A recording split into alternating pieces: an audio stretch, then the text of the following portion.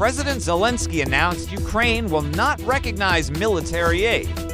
Ukraine will not recognize military aid that has been previously approved by the U.S. The loan needs to be repaid. First, we need to distinguish between aid and loans. Most of the support packages the U.S. and the West give Ukraine are non-refundable aid.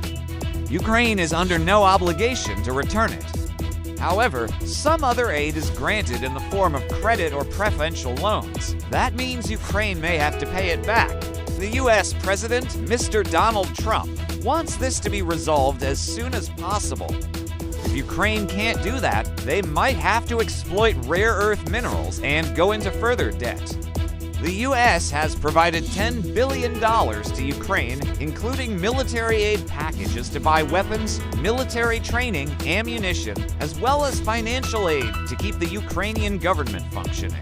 With the current situation, Ukraine is almost unable to repay these loans. But through his speech, it is clear that Mr. Zelensky is determined to take on debt.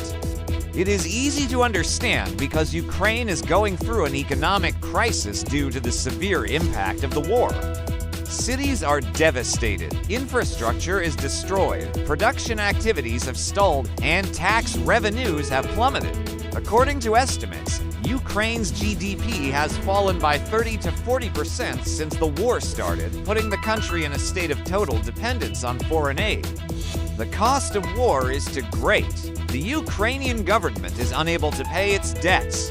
They need to focus their resources on maintaining military forces, ensuring food security, supporting people affected by the war, and rebuilding the country in controlled areas.